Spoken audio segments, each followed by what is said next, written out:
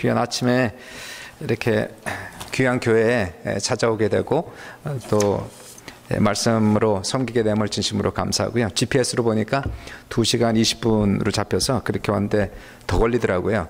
그래서 조금 속도를 좀 냈죠. 킹스턴 왔는데 깜짝 놀랐습니다. 바로 앞에 킹스턴 폴리스 이렇게 하고 차가 조금 밟았으면 추월할 뻔했어요. 근데 마지막 순간에 그 차를 봐서 브레이크 밟고 잘 안 걸리고 잘 도착을 했습니다. 귀한 자리에 불러주시고 초대해 주셔서 우리 목사님 또 우리 당회원들 또 남성교회 감사드리고요. 교회 홈페이지 보니까 벌써 킹스턴 한인교회가 30주년 그렇게 됐더라고요.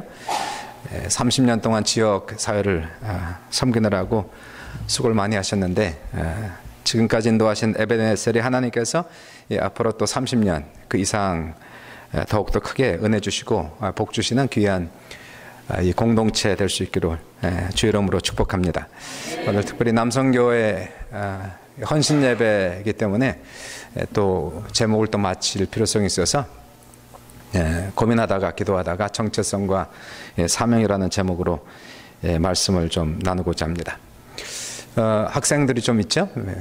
왜 집에 안 가고 아직 있습니까? 시험 안 끝났나? 킹스턴에 사나 보죠? 우리 아이도 어제 우리 아이는 이제 1학년 오타와 대학 헬스 사이언스에 1년 마치고 어제 왔어요. 다 이제 마지막 시험 마치고 돌아와서 또 반갑게 맞아주고 또 저녁 식사 같이 하고 처음 만나자마자 제가 그랬어요. Welcome, congratulations, you came back alive. 축하한다 하더라. 살아서 돌아왔구나. 제가 그랬습니다. 농담 반 진담 반이었는데요. 몇 달 전에 우리 아이의 랩 파트너가 자살해서 죽었어요. 그래서 welcome back, came alive. 이 학생들 여러분도 시험 다 끝났죠? 네, 축하합니다. 살아계셔서.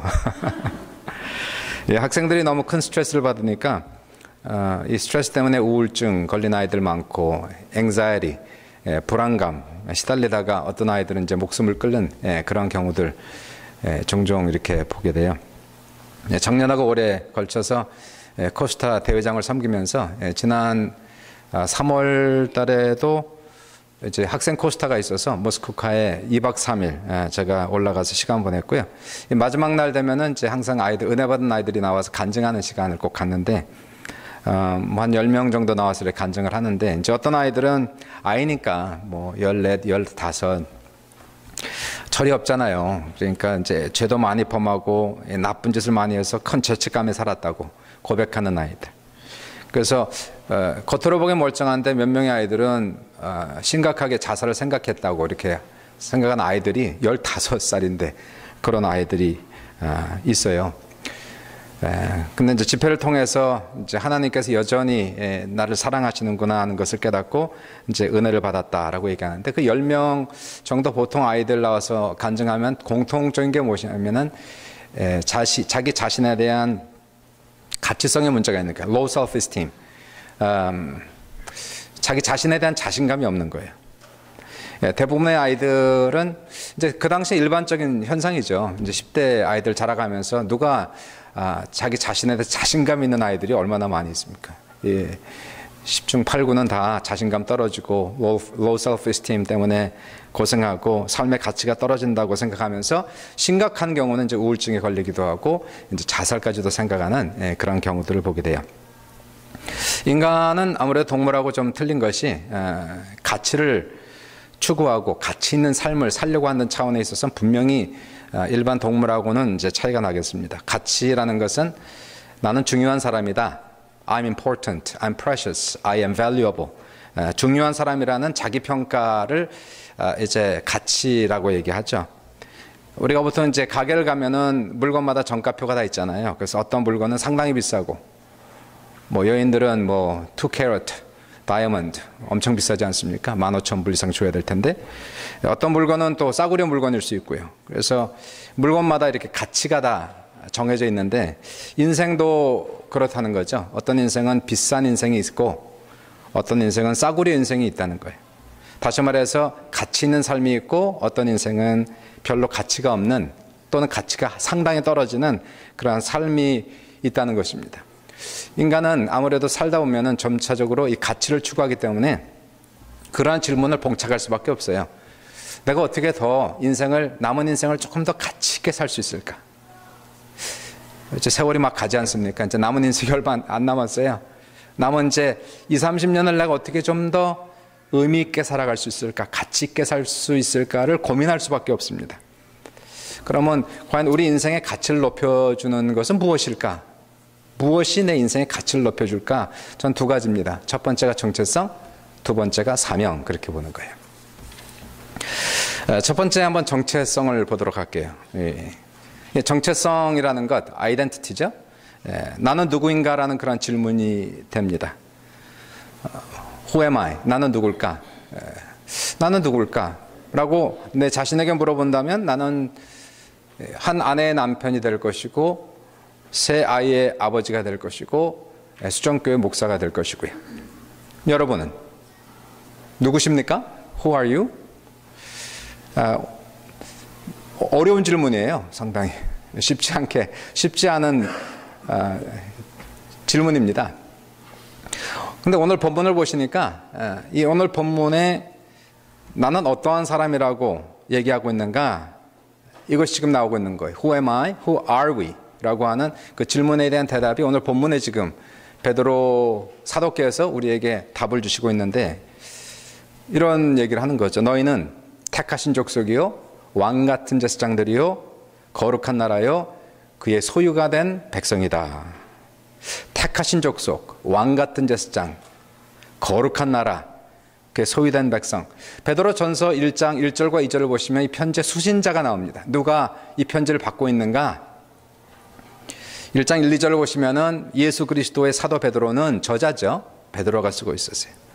이제 수신자가 나옵니다. 본도, 갈라디아, 갑바도기아, 아시아와 비두니아, 현재 터키 지역을 얘기하고 있어요. 이러한 지역에 흩어진 나그네들에게 편지하노니 은혜와 평강이 너에게 있을지어다. 그 당시에 이 편지를 쓸 당시에 기독교는 신흥 종교였습니다. 지금 막 태동한 아주 신흥 종교, 전 세계 99.9%가 미전도 종족인 상태예요. 그러니까 로마 제국에 인정받지 못한 종교, 인정을 받으면 그래도 무슨 나름대로 살아남을 수 있는데 이 로마 제국의 인정을 받지 못한 신흥 종교에 불과했고요.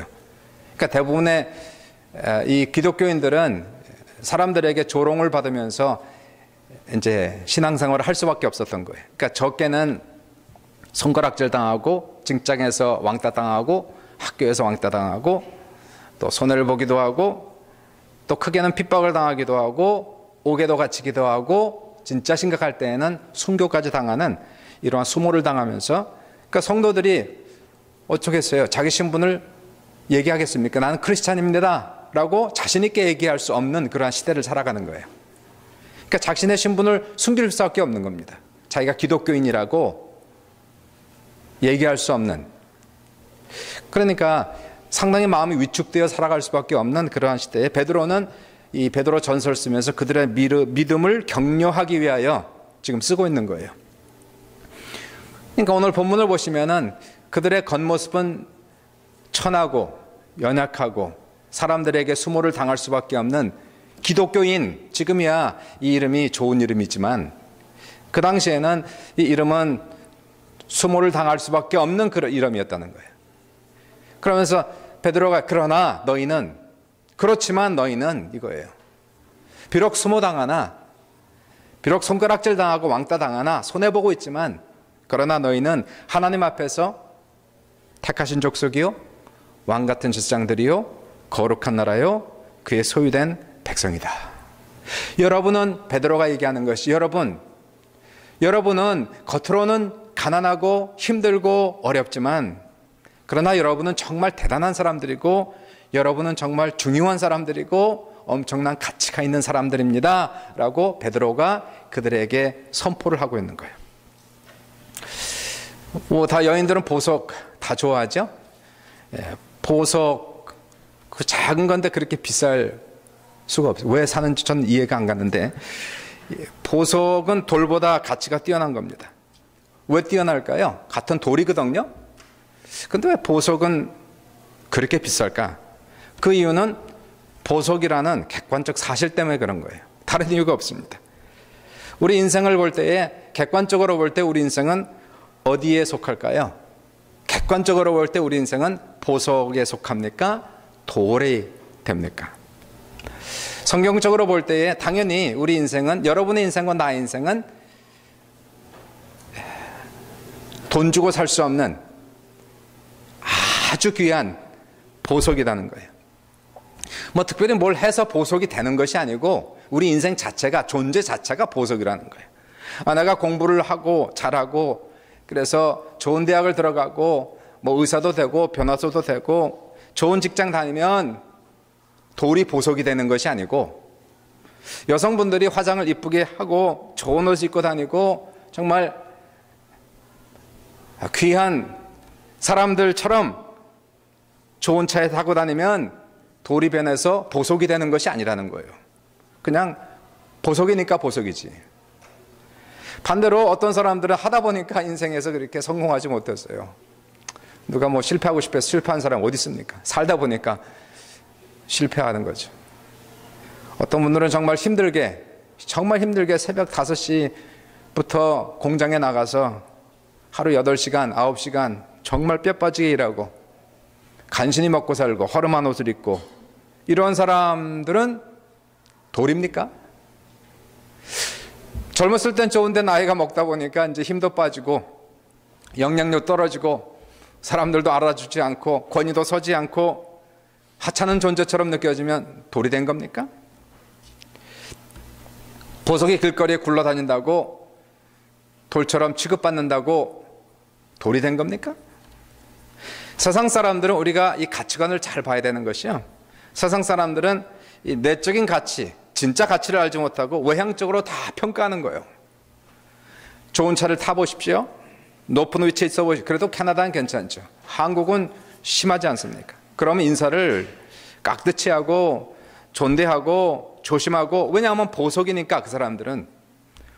그런데 한국 같은 경우, 여기서도 좀 그런 경우가 있지만 여기서 막노동자들에게는 함부로 말하고 함부로 대하는 거예요. 돌처럼 막 대한단 말이에요. 그러니까 사람들이 어떻게 해서든지 보석 같은 대접을 받기 위해서 좋은 대학도 나와보려고 하고 그 다음에 좋은 차도 타보려고 하고, 전부 다 가치관이 거기에 지금 있다는 것을 보게 되는 거예요. 근데 성경은 지금 어떻게 얘기합니까? 성경은 뭐라고 지금 얘기를 하는 걸까요? 성경은 분명하게 얘기하기를 하나님께서 우리 인간을 돌로 만드신 것이 아니라 보석처럼 만드셨다는 거예요. 창세기 1장 26, 27절 보시니까 하나님께서 인간을 지으실 때 그의 형상과 모습을 따라 우리 인간을 지으시고, 모든 창조물 중에서 하나님을 가장 닮은 그 창조물이 바로 여러분과 저 하나님의 자녀들이라는 것입니다. 그러니까 가치가 있는 거예요. 다른 이유가 아니고 뭐를 잘해서 행위에 있는 것이 아니라 우리 존재 자체가 하나님 볼 때는 정말 너희들은 내가 사랑하고 내가 만든 창조물이며, 더 나아가서 오늘 본문을 보니까 너희는 내가 택하신 족속이고 왕같은 제사장들이고 거룩한 나라요 그의 소유된 백성이라고 얘기하니까 대단한 거예요. 가끔 사람들이 돈을 좋아하니까 전 돈을 이제 예를 드는데요. 돈이라고 하는 것은 종입니다. 종이가 돈이 됐잖아요. 그렇죠?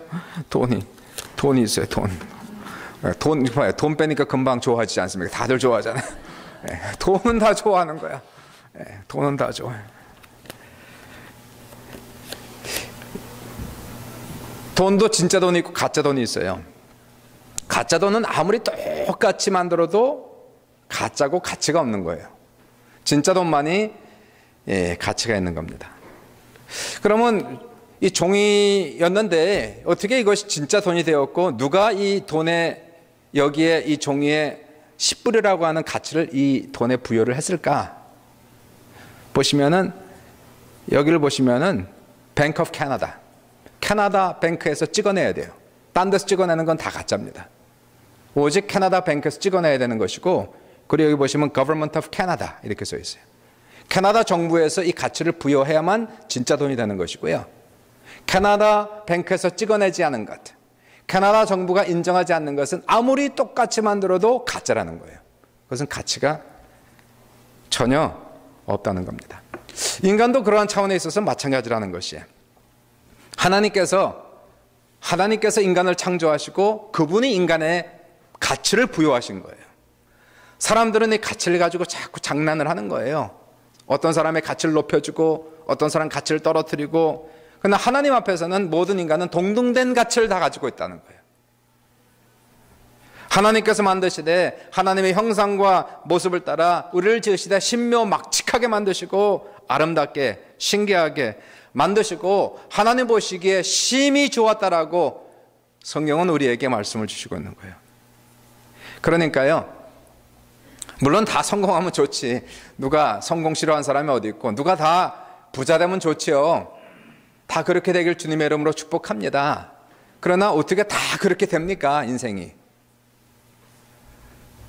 그런 것 잘하면 좋지만 그건 세상적인 것이고요. 영적으로 볼 때에 어떤 우리의 소셜 스테러스 때문에 우리의 가치가 높아지는 것이 아니고, 우리는 그냥 하나님이 지으신 당신의 창조물이기 때문에 지금 내가 숨쉬고 살고 있고 내가 걸어 다니고 있고 설사 내가 병들고 누워 있어도 불구사일지라도 내가 실패했을지라도 여전히 나는 하나님 앞에 보석이라는 것을 믿으셔야 된다는 거예요. 내 인생이 아무리 구겨지고 실패해도 객관적으로 우리는 우리의 눈이 열리고 우리의 마음에 깨달음이 와서 야, 나는 정말 귀한 존재임을 깨달아야지만이 우리 신앙생활을 제대로 우리가 할 수가 있습니다. 왜냐하면요, 이 인생의 가치를 정말 아는 사람만이 나를, 야, 정말 나는 귀한 존재구나. 나만 귀합니까? 다 귀하지. 내 새끼만 귀합니까? 남의 새끼도 귀하지. 다 똑같은 거 아니에요. 나에게 내 자식이 귀하듯이 다른 아이도 다른 부모에게는 정말 귀한 거 아닙니까? 그러니까요, 이러한 확실한 가치관을 가지고 살아가는 사람은 모든 사람들을 존대한다는 거예요. 세상적인 사람들은 세상적인 가치관을 가지고 사람들에게 함부로 대하고요, 위에 사람들한테는 손바닥 비비고 잘 보이려고 그러고 밑에 사람들에게 막 한단 말이에요. 이거는 기독교인의 자세가 아니라는 거예요. 아직도 잘 모르고 있는 겁니다. 모든 사람은 하나님 앞에 평등하고 모든 사람은 하나님 앞에 존귀하며 하나님이 지으신 하나님의 창조물이기 때문에 내 안에는 보석이에요. 왜 보석한테 함부로 합니까? 공주처럼 마마처럼 대접을 해야지. 내 남편은 왕이에요. 왕 같은 제상이라고 얘기하지 않습니까? 어떻게 함부로 대할 수가 있어요? 노인들 힘 빠졌다고 함부로 합니까? 아니에요. 나이가 먹어도 병들어도 보석이에요. 길에서 구걸하는 사람이라고 막 얘기합니까? 함부로 대합니까? 그 사람도 하나님이 지으신 창조물이란 말이에요. 다 존중해야 되는 거예요. 다 존중해야 되는 거예요. 교회 안에서 이러한 귀한 가치관을 가지고 살아간 사람은요, 모든 사람을 귀하게 보는 거예요. 그래야 교회가 아름다워지는 거라는 거예요. 세상적인 가치관을 가지고 나보다 못한 사람들을 천하게 내려다보는 이러한 가치관 속에서는 교회는 결코 아름다운 공동체로 설 수가 없어요. 그러나 내가 귀하듯이 정말 모든 사람은 정말 귀하구나. 보석이고 보물이고 어린아이부터 노인에 이르기까지 세상을 살아가면서 노동자부터 의사와 변호사 이르기까지 전부 다 하나님의 사랑받는 자녀들인 것을 우리가 깨닫고 그들을 존대하고 공경하고 친절히 베풀 때에 그 교회는 정말 하나님의 귀한 아름다운 교회로 성장될 줄을 믿습니다. 가치 상실은 어디서 왔느냐면, 이 가치가 이런 뛰어난 가치였는데 이 가치 상실이 어디서 왔느냐면 죄 때문에 들어온 거예요. 사탄이 죄를 가지고 들어옴으로 말미암아 인간이 죄를 범함으로 말미암아 눈이 가려졌어요. 영적인 눈이 가려지고 세상적인 가치관과 세상적인 그러한 문화를 따라서 사람들을 바라보고 서로 시기하고 질투하고 미워하고 싸우고 죽이는 것은 과연 사탄의 역사일 수밖에 없어요. 주님이 오신 것은, 주님이 왜 오셨을까요? 그것은 바로 잃어버린 우리 인간의 가치를 다시 회복하기 위하여, 존엄한 인간의 가치를 다시 회복시켜 주시기 위하여 예수 그리스도께서 오시고, 우리 인생이 죄로 인해서 망가지고 버려졌을 때 예수님께서는 당신의 생명을 주시고 우리를 구원하신 겁니다. 보세요. 이 귀한 돈, 가치가 있잖아요. 가치가 있어요. 근데 이 10불짜리 돈이 구겨졌어요. 찢어졌어요. 땅에 버려졌어요. 쓰레기처럼 굴러다녀요. 그렇다고 돈이 가치가 없어졌습니까? 여전히 이것은 하나님이 지으신 그러한 고유한 가치를 가지고 있다는 거예요. 죄 때문에 찢어지고 구겨지고 버려지고 짓밟히고 망가지고 죽어나가고 있는 이런 하찮은 인생이라 할지라도 그 인생은 여전히 고유한 가치를 가지고 있단 말이에요. 이 10불짜리 우리 인생입니다. 아니, 1불짜리 인생. 어쩌면 우리 인생 느낌이 내 인생은 1불짜리 인생밖에 되지 않는 느낌. 저 사람하고 비교해 보니까, 야, 저 사람은 잘 되는데 나는 이 모양 이 꼴이고, 야, 저 사람은 괜찮은데 쟤는 나보다 공부 더 잘하고 나는 덜 잘하고, 쟤는 공부도 별로 안 하는데 맨날 A만 맞고 나는 C밖에 안 나오고. 정말 unfair. 그럴 수가 없어요. 이러한 인생이 마치 내 인생의 느낌 1불짜리 같은 그러한 인생인데, 이 1불짜리 돈을 100불 주고 산 사람 있을까요, 없을까요? 이 버려진 1불짜리 돈을 100불 주고 산 사람이 있어요, 없어요? 그 바보지 않습니까? 그러면? 근데 그렇게 하신 분이 있단 말이에요. 그게 예수님이십니다. 자신의 생명 주고 인생을 샀단 말이에요. 버려진 인생을, 쓰레기 같은 인생을, 죄 많은 인생을, 저주받은 인생을, 1불짜리 인생을 예수님의 생명, 10,000불, 1,000,000불 되는 자신의 생명을 바쳐서 이걸 산 거예요. 그리고 인생을 회복시켜 주시는 거예요. 죄를 씻어 주시고, 인생을 펴주시고, 상처를 치유하시고, 그리고 우리 인생의 권위를 높여주시고, 그리고 이제는 이 돈은 더 이상 1불짜리 또는 10불짜리가 아니고요. 비록 10불짜리 돈이었는데 예수님께서 1,000,000불 주고 사셨기 때문에 예수님께는 이 돈의 가치는 1,000,000불의 가치가 생긴 거예요. 그게 바로 성경에서 너희는 피값 주고 사신 것이다는 표현이 바로 그 표현입니다. 예수의 생명 주고 바꿨단 말이에요. 우리 인생은 정말 물론 귀하지만 죄를 지어서 모든 가치를 다 상실해버리고 그리고 다 망가졌는데, 예수님께서, 하나님의 아들 예수께서 자신의 생명 주고 우리의 생명을 사셨기 때문에 우리의 생명은 예수 그리스도의 생명과 맞먹는 가치가 있다라고 지금 얘기하고 있는 거예요.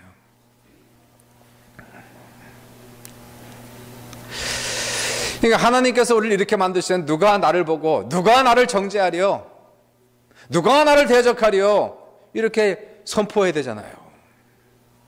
세상의 가치관을 따라 생각하는 것이 아니고요, 내 안에 속삭이는 마귀의 음성을 귀 기울이는 것이 아니고 주님이 하시는 말씀을 잘 들으셔야 돼요.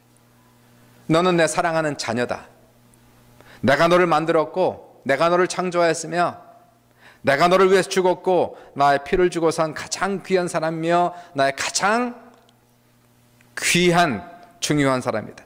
이 교회를 특별히 생각해 보십시오. 오늘 남성교 헌신예배니까. 사실 오늘 본문의 말씀은 개인을 얘기하는 게 아니라 교회를 얘기하는 거예요. 왜냐하면 복수형으로 얘기하기 때문에. 너희는 개인이 아니라요, 너희는 택하신 족속이요 왕같은 제사장들이요 거룩한 나라요 그의 소유된 백성이니. 그러니까 이것은 개인이 아니라 교회를 얘기하는 거죠. 바로 킹스턴 한인교회는 택하신 족속이요 왕같은 제사장들이요 거룩한 나라요 그의 소유가 된 백성이니. 이 세상에서 하나님 앞에 가장 귀한 것은, 가장 중요한 것은, 가장 가치 있는 것은 무엇일까요? 그것은 한국도 아니고 캐나다 정부도 아니고 바로 예수님의 피값 주고 사신 교회가 하나님 앞에서는 가장 가장 귀한 것이라는 것이에요. 여러분의 킹스ton 한인교회가 하나님 보실 때에는 이 세상 누구보다도, 이 세상 무엇보다도 귀한 것을 믿으시길 바라고요. 아무리 연약하고 부족하다 할지라도 주님의 사랑은 변함없고 주님께서 가장 기뻐하시는 귀한 교회 이미 되신 것을 믿으시길 주님의 이름으로 축원합니다. 다만 따라해 보실 우리 교회는 택하신 족속이요 왕같은 제사장들이요 그의 거룩한 나라요 그의 소유된 백성입니다. 아멘. 서로에게 인사하십시다. 당신은 귀중한 사람입니다. 두 번째인데요, 두 번째는 사명입니다. 사명 또는 일이라고 할 수 있죠. 일, work, mission. 이 세상의 모든 것들은 다 목적을 가지고 만들어진 거죠. 우리가 세상에 태어난 것은, 여러분이 세상에 태어난 것은 실수도 아니고 우연도 아닙니다. 여자로 태어난 것은 여자로 하나님이 만드셔서 여자가 된 것이고, 남자로 만드신 것은 다 이유가 있어서 또 남자로 만드신 것이고요. 여기에는 결코 하나님께서 실수는 없는 거예요. 오랜 전에 박통 시절에 국민교육 헌장을 만들어서 아이들에게, 학생들에게 다 외우게 했던, 의무적으로 외우게 했던 그런 시절이 있었어요. 그 처음의 시작이 우리는 민족 중에 역사적 사명을 띠고 이 땅에 태어났다. 기억하십니까? 네. 제가 그때 초등학생이었는데 지금도 거기까지만 외워요. 거기까지만. 우리 인생은 다 목적을 가지고 하나님이 창조하셨고요. 더 나아가서 구원도 목적이 있어서 구원하신 거예요. 이유가 있어서 구원했단 말이에요. 오늘 본문을 잘 보시면 이렇게 나갑니다. 그러나 너희는 택하신 족속이요 왕같은 제사장들이요 거룩한 나라요 그의 소유간 백성이니. 이건 정체성. 2장 9절의 전반부는 정체성, 후반부는 사명입니다. 이는, 그 이유는, 보세요. 그 이유는 너희는 택한 족속의 왕같은 제사장들이요 거룩한 나라요 그의 소유간 백성이니. 이 이유는 목적이 있다는 얘기예요. 목적이. 왜 우리를 그렇게 만들었느냐? 왜 우리를 선택하여 하나님의 자녀가 되게 하셨으며 우리를 왕같은 제사장이 되게 하셨느냐? 그 이유는 너희를 어두운 데로 불러내어 그의 기이한 빛에 들어가게 하신 이의 아름다운 덕을 선포하게 하려 하심이라. 사명입니다. 여기 이 두 가지는 불가분의 관계. 사명과 정체성은 같이 가는 거예요. 보석은 보석의 사명이 있고 돌은 돌의 사명이 있는 것이고요. 모든 물건은 각자의 사명대로 살 때, 자기 사명을 따라 살아갈 때, 목적을 따라 살아갈 때 가장 가치가 높아지는 거예요. 보석은 보석답게 여인들의 손가락에 껴 있어야지 이게 가치가 있는 겁니다. 그냥 땅에 굴러다니면 보석인데 돌처럼 취급받는 거예요. 그러니까 우리 인생도 마찬가지인 것이, 우리 인생이 아무리 보석이다 할지라도 보석이면 보석의 일을 해줘야 된다는 거예요. 귀한 일에 쓰임을 받아야지만이 우리가 귀하다고 느껴진다는 것입니다. 설사 내가 가치 있는 사람이라 할지라도 하나님께서 나를 보시고 너는 참 가치 있는 사람이라고 얘기한다 할지라도 내가 현재 살아가는 것이 가치 없는 삶을 꾸준하게 살아가면 언젠가는 느낌이 나는 하찮은 인생이구나 이렇게 느낄 수밖에 없는 거예요. 어떤 일을 해야 우리가 참 이 가치 있다고 느껴질까요? 아까도 말씀드렸지만 저도 이제 뭐 몇 년 더 있으면 60, 한 10년 목회하면 저도 은퇴. 뭐 다 갔어요. 그냥 그렇게 열심히 뛰다 보니까 이제 얼마 안 남은 것 같은. 뭐 조급하진 않습니다. 인생이 또 그렇게 가는 거죠. 남은 인생을 어떻게 살 것인가? 이제 은퇴 후에는 나는 어떻게 살 것인가? 고민해야 되잖아요.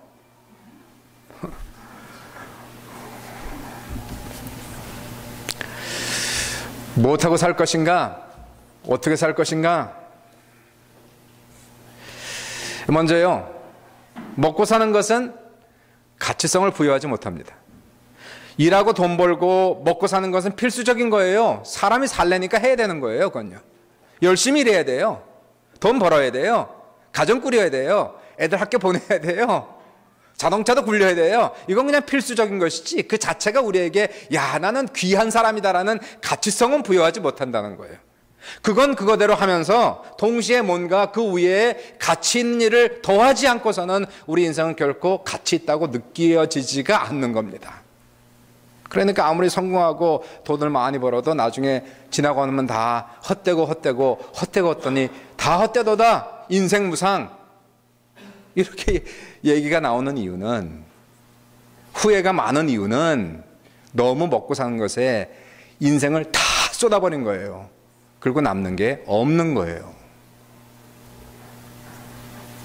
그러면 먹고 사는 것은 살려니까 먹고 살아야죠. 왜냐하면 예수님께서도 사람이 떡으로만 살 것이 아니요 떡도 먹어야죠. 그러니까 쉽게 얘기하면 그럼 도대체 뭔 일을 해야 먹고 사는 것은 참 이게 인생의 80~90%가 먹고 사는 일인데 하나님 내가 뭘 해야지 좀 더 가치 있게 살아갈 수가 있습니까? 아까도 말씀드렸지만 목적을 따라 살아가는 것이 가장 가치가 있는 겁니다. 시계를 만든 것은 저기 있지만요 시간을 보여주기 위해서 벌써 제가 30분 이상을 설교했네요. 빨리 끝내라고 지금 얘기하고 있는 겁니다. 시계는 시간을 알려줘야 되는 거예요. 그래서 시계가 만들어진 거예요. 자동차는 달려주라고 만들어진 것이고 의자는 앉아있으라고 편안하게 앉아있으라고 만들어진 것이고 그저 자기의 사명을 잘 감당하고 있으니까 가치가 있네요. 그럼 인생의 목적은 무엇입니까? 이제 이거예요. 하나님이 우리 인생을 만드신 목적은 무엇입니까? 이거 혹시 물어보신 적 있으세요? 나를 향한 하나님의 계획은 도대체 뭐냐? 뭘 해야지 하나님께 영광이 될 건가? 혹시 그 성경 말씀 중에 그거 기억하십니까? 바리새인과 헤롯 당원들이 예수님께 나와서 예수님을 시험하면서 가이사에게 세금을 바치는 것이 옳습니까? 그러니까 예수님께서 주화를 가져와라 그렇게 얘기하죠. 주화를 가져왔어요. 여기에 새겨진 이 그림이 누구의 형상이냐? 가이사의 형상입니다. 옛날에는 이 돈을 헌금을 못 드렸어요. 왜냐하면 여기 그림이 그려져서 또는 주화에는 새겨져서 우상이기 때문에 헌금을 못 드린 거예요. 그래서 성전에 오면은 이 돈을 못 드리고 또는 동전을 못 드리고 이것을 이 성전 돈으로 바꿔가지고 아무런 그림이 없는 성전 돈으로 바꾸어서 헌금을 드렸거든요. 근데 어느 날 이 사람들이 와서 가이사에게 세금 바치는 것이 옳습니까? 주화를 가져와라. 누구의 형상이냐? 네, 여기 가이사의 형상입니다. 그러니까 뭐라 그래요?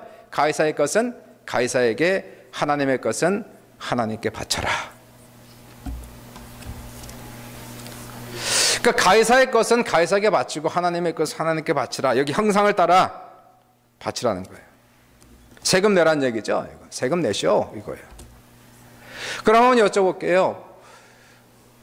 아까도 우리가 보았지만은 창세기 1장 28절을 보시면 하나님께서 인간을 지실 때에 우리에게는 우리의 영혼 속에는 누구의 형상이 있습니까? 하나님의 형상을 따라 지으셨다고 그러잖아요.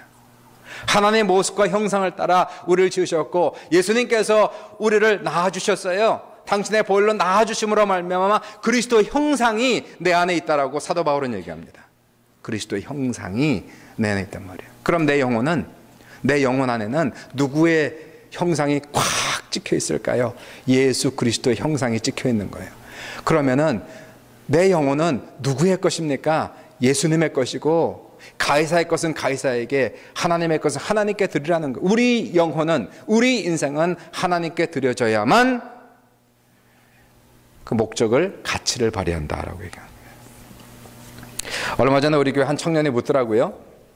이 자매가 이제 예수 믿은 지가 한 1, 2년밖에 되지 않고, 그래서 이 교회 열심히 나오고 아주 이뻐요. 근데 아직 이 신앙이 이렇게 아직 뿌리를 내리지 못한, 아무래도 이제 막 구원받았으니까 한 25 됐는데, 얼마 전에 이 자매가 저한테 물어봐요. 목사님, 하나님을 위해 사는 것이 어떻게 사는 겁니까 도대체? 그래서 제가 물었죠. 자매 꿈이 뭐예요? 그랬더니 뭐 이제 이 얘기 저 얘기, 공부 이런 공부하는데 이 공부 끝나고 뭐 할 것이고 이민 신청할 것이고. 두 번째 물었죠. 그러면 자매를 향한 하나님의 뜻이 무엇인지 물어본 적 있어요? 자매를 향한 하나님의 뜻이 뭔지 물어본 적이, 내 꿈 말고 당신을 향한 하나님의 꿈이 무엇인지 물어본 적이 있어요? 없다는 거예요. 제가 설명하기를, 하나님을 위해 산다는 것은 먼저 나를 향한 하나님의 계획이 무엇인가를 물어보는 거야. 물어본 적 있어? 없어요. 먼저 물어봐, 하나님께. 하나님, 나를 향한 하나님의 계획이 뭐예요? 그렇게 간절히, 솔직하게, 진실하게 계속 물어보면, 그러면은 시간이 지나면은 희미하게나마 알게 돼.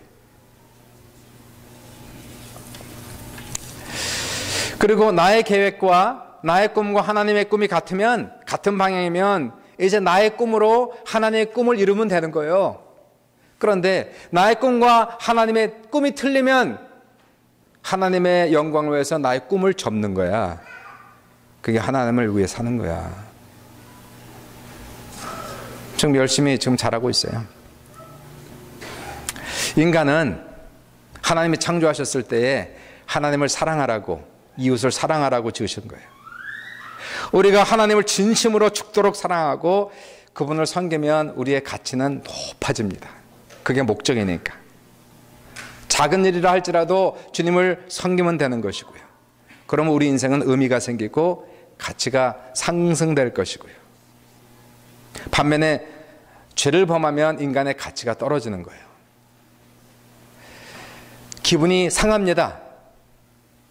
가치가 상실됩니다. 살고 싶은 생각이 없어집니다. 그게 죄의 결과입니다. 특별히 한번 우리 헌신 예배니까 마지막으로 이 부분을 놓고 결론을 한번 줘볼게요. 남성교 헌신 예배니까 이제 헌신을 해야 되잖아요. 헌신을. 주님 앞에. 주님의 형상이 내 안에 있으니까 주님께 헌신은 강제로 안 돼요. 감동을 받으면 헌신되고 감동 안 되면 헌신 안 됩니다. 저는 목사거든요. 22살에 목사의 컬링을 받아갖고 지금 35년째 지금 달려오고 있습니다. 목사로 컬링을 받았어요. 나의 아이덴티티는 목사예요. 그러니까 컬링을 받았으면 컬링에 합당하게 살아야 되는 거예요. 나의 사명이 있는 거예요. 목사가 되기 위해서 신학교 가고 공부하고 훈련받고 전도사 수업 거쳐서 목사 안수 받고 교회 개척하고 계속 목회하다가 은퇴할 것이고, 그리고 성공을 하든지 못하든지 관계없이 나의 사명 다하다가 죽을 때까지 목사로서 나 임무 다하고 가면 되는 거예요. 사명을 잘 감당해야 하나님께 칭찬을 받을 것이고 나의 가치가 높아질 것이고요. 목사는 목사대로, 장로는 장로대로, 권사는 권사대로 자기의 사명을 감당해야만 부끄럽지가 않은 거예요. 주변에 목회자들 다 귀하시지만 가끔 가다 보면은 이상한 사람들도 있어요. 저분은 차라리 목사가 되지 않았으면 평신도였으면 좋을 뻔했는데 목회자가 돼서 오히려 자기도 괴롭고 남도 괴롭히는 사람들이 있습니다. 그러면 안 되잖아요. 예? 그러면 안 돼. 목사가 섬기라고 목사가 되지, 도와주라고 목사가 되고, 기독교 교회의 이미지를 개선하라고 목회자가 되는데 오히려 도움이 안 되고 방해가 됐다면, 손해가 됐다면, 이미지를 그리쳤다면 차라리 안 되니만 못한 거 아닙니까? 근데 그게 꼭 목회자만 얘기하겠습니까? 장로님도 마찬가지고, 권사님도 마찬가지고, 집사님도 마찬가지고, 우리는 다 하나님을 섬기고 교회를 섬기는 사람들로서 우리의 가치가 상승되려면 그저 나의 직분이 뭔지를 알고 직분을 따라 최선을 다해서 섬겨야 되는 거예요. 이 사명 감당하지 못하면 사람들의 조롱거리 되고 질타거리 되고 가치 떨어지고 소금이 많이 맛을 잃으면 다만 바뀌어버려 사람에게 밟힐 뿐이라고 얘기하는 것입니다. 그러니까 직분을 받았으면 남성교회 거의 다 시간 지나면 다 집사 되지 않습니까? 그죠? 더 지나가면 그래도 오래오래 교회 다니고 열심히 하면 권사도 되고 장로도 되고 안수집사 되는 거 아닙니까? 그러면 직분을 받았으면은 저는 목사기 때문에 상당히 조심스럽습니다. 항상 어딜 가도 조심스러워요. 팁을 줘도 잘 줘야 돼. 많이 줘야 돼. 얼굴이 알려져서 안 돼요. 성도들 가면, 식당 가면은 기도하잖아요. 간절히 기도하고 밥 먹고 팁은 5% 주고, 기도를 하지 말든가. 아니 왜 그래 왜? 남들한테 좀 좋게 보여야 될 거 아니에요. 평가가 정숙해야 되고, 일구이연하지 말아야 되고, 충성해야 되고, 신실해야 되고, 대접하기를 즐겨야 되고, 목사님 잘 받들어 섬기고, 온전히 11조도 드리고, 교회가 부족함이 없도록 하고, 특히 남성들은 남성교 헌신 예배니까 디모데전서 2장 8절에 그러므로 각처에서 남자들은 분노와 다툼이 없이, 옛날이나 지금이나 남자들은 잘 싸웠나 봐요. 분노나 다툼이 없이 거룩한 손을 들어 기도하기를 힘쓰라. 남자들의 사명은 기도의 사명이에요. 다 여자들한테 남겼어 그거를. 여자는 기도하는데 남자는 기도하. 이게요, 초대교회에는 남자들이 진짜 기도 많이 했어요. 거룩한 손을 들어 하나님 앞에 기도했단 말이에요. 이 사명을 감당해야 오늘 남성교회 헌신 예배하는 보람이 생기지 않을까 생각합니다. 교회는 정말 너무너무 귀한 거예요. 저는 다시 태어나도 목사가 된다라고 그렇게 여러 번 고백했어요. 물론 다시 태어날 일은 없지만 천국 가니까. 다시 태어나도 나는 교회를 섬기겠습니다. 저는 교회를 정말 사랑합니다. 저는 교회를 정말 가장 귀하게 생각합니다. 교회가 부족하지만, 다 부족하고 문제가 있지만, 그래도 이 교회는 거룩한 나라, 하나님의 택하신 백성, 그의 소유된 백성이란 말이에요. 저는 그래서 부족하면 부족할수록 교회를 더 사랑하고 교회를 더 섬깁니다. 우리 귀한 킹스턴 한인교회가 30주년을 맞이해서 더 많이 부흥하시고요. 교회가 더 아름다운 교회, 서로가 서로를 존귀하게 여기고 대접하고 높이 여기고, 그리고 자기의 사명을 잘 감당하는 귀한 아름다운 교회로서 이 지역사에 소문날 수 있기를 주님의 이름으로 축복합니다. 기도할게요.